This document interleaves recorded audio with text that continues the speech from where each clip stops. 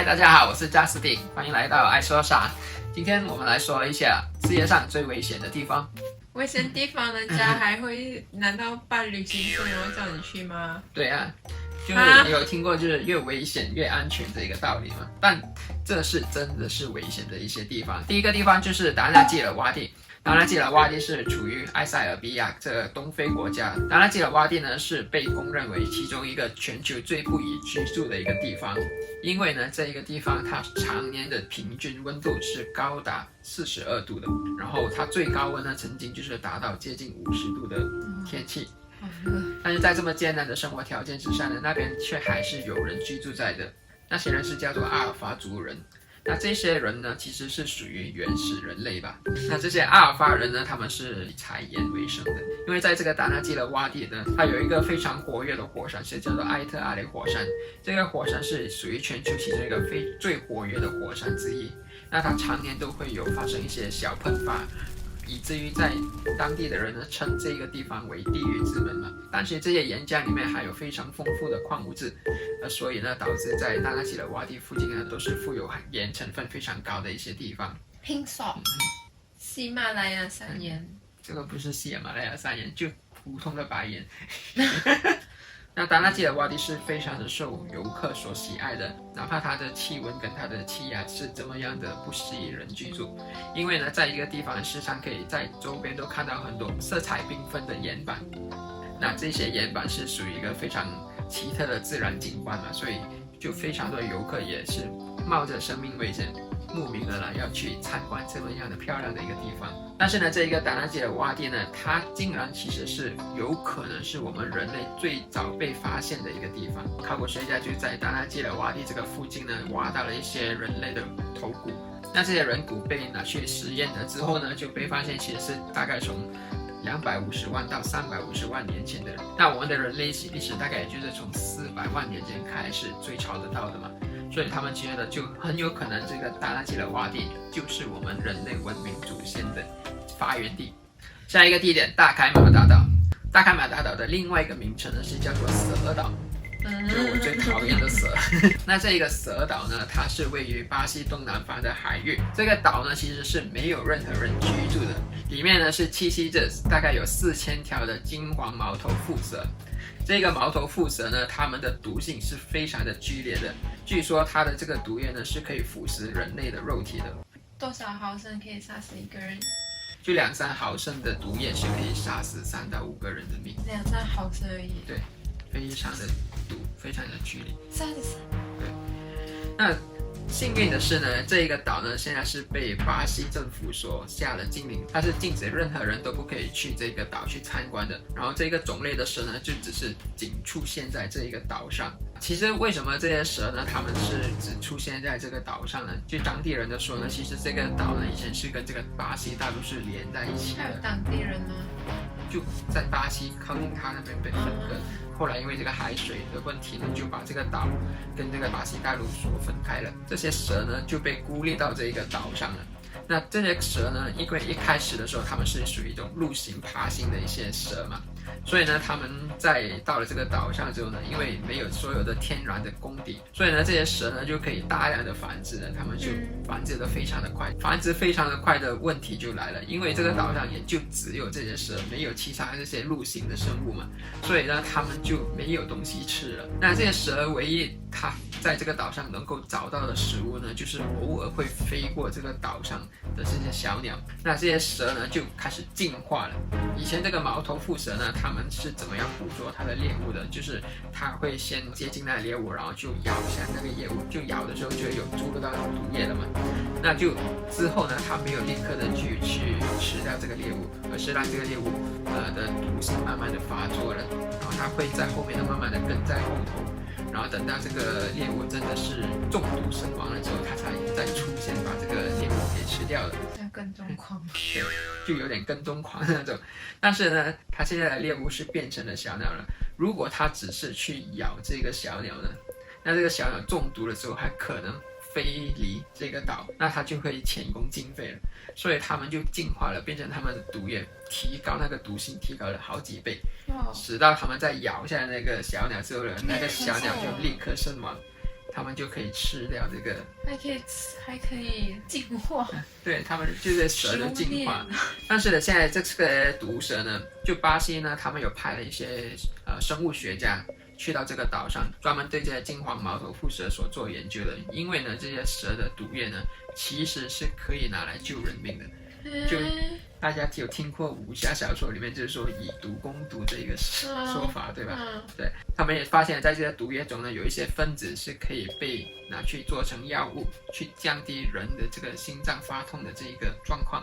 以前这个岛是有一段历史的，其实现在呢，那个岛上是有一个灯塔的嘛，就让他们不要登陆上这个岛嘛。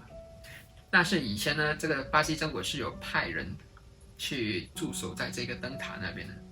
然后到1922年的时候呢，最后一个在这个灯塔工作人员呢，据说是因为他的屋子里面这个灯塔里面呢都被这些蛇所侵袭，然后这个工作人员就活被咬死。所以自从那次之后呢，这个巴西政府呢，他们把这个灯塔改造成是自动的运作了。但是呢，哪怕它是自动的运作，还是需要每一年有一个海军他们上去岛里面给这个灯塔充电，帮他去换这个电。第三个地方呢，就是叫奈特隆湖。奈特隆湖呢，是位于在非洲的一个叫坦桑尼亚的一个国家里面的北部。那奈特隆湖呢，是一个非常奇特的湖。这个湖呢，它是属于一个 pH 值碱性非常高的一个湖，它的碱性是达到了10到11。那这个奈特隆湖水呢，为什么它的碱性这么高呢？是因为它的周边那边呢，也是一样有特别多的一些火山。那这些火山呢，里面它是有产生大量的一些矿物质。那达拉吉勒瓦蒂可以制造盐，这个不能。这个也是非常多的盐分，但是达拉基的洼地它是因为地平面比较低嘛，所以整个湖水的面积也非常的少。而这个呢，它是有季节性的，有时候它的湖水的水位会比较高，有时候它湖水的水位会比较低嘛。那它里面呢，刚才所说的也是有特别多的这个碳酸钠。那因为这个湖水呢，它里面的这个碳酸钠的成分非常的高，所以呢，如果有任何的生物不小心掉进去这个湖水呢，就会开始产生了一种叫做石化过程。传说中的石化是真的？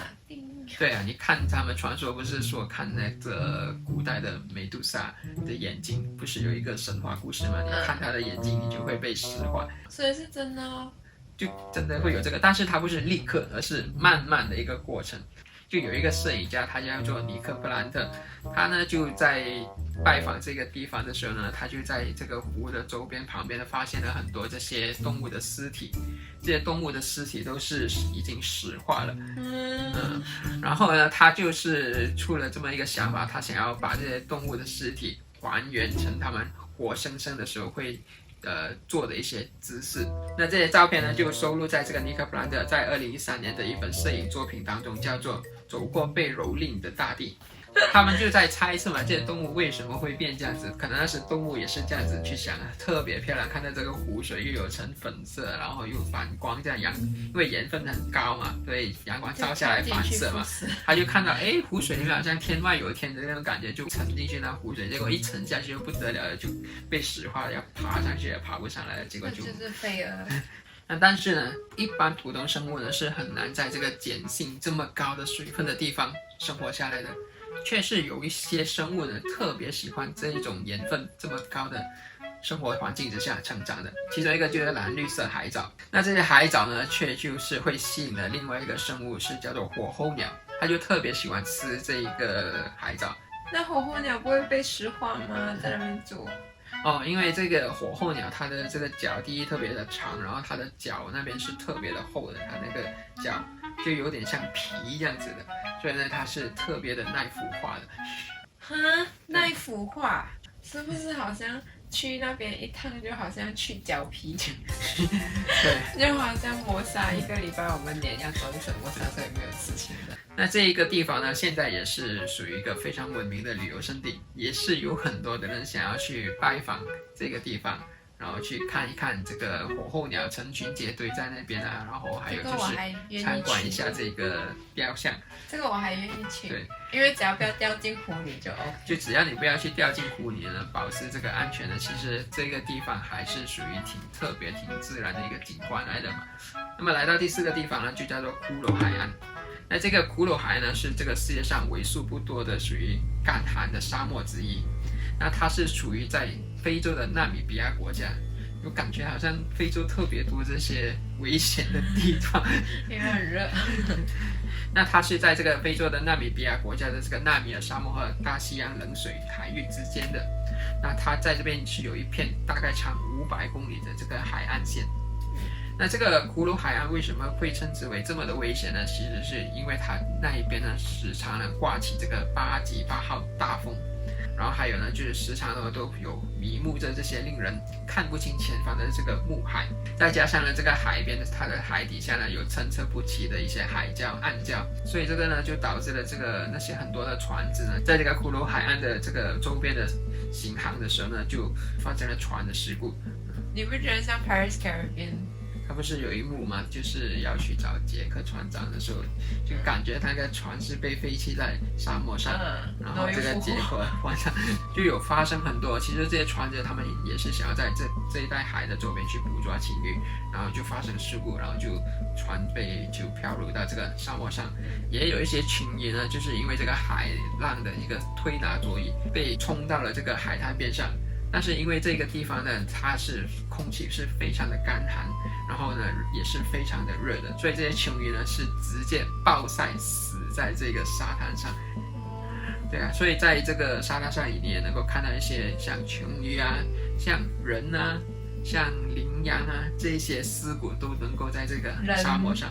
人都发生这样，因为这个可能发生这个船过的时候呢，他们就一开始被冲到了这个海岸上，然后呢，那些幸存者一开始可能以为得救了，我至少是着陆在了陆地上，而不是翻在这个船里。但是呢，这个是一个非常大、一个非常荒芜的沙漠，然后就长期的暴晒，然后吹这些海风，所以呢，他们也是逃离不了他们的这个命运嘛。结果是直接是暴晒，然后再加上被风吹这样子吹干。那旅行团不会发现到他们吗？旅行团没有，这个地方是后来现在才是变得越来越出名了，所以死亡率就会变低啦，因为会不得救。现在可能死亡率会变低吧。这个苦鲁海岸呢，它以这个纳米比亚也特地的建造了10个，就用这种被遗弃的船河的这个概念来去盖这个酒店，但不是真的是用这种被遗弃船，它只是用这个概念，然后去就是改造，然后改造了10间这个酒店，所以就是吸引了很多的游客都想要来去看。但这个我会去，这个我也想去的，我觉得是。哦，你只想去这个？我想去这一个，这一个呢，还有那个奈特龙湖。但是我觉得这些都还不是最危险的地方，我觉得现在最危险的地方是在美国，因为那里是行走的疫情灾难区。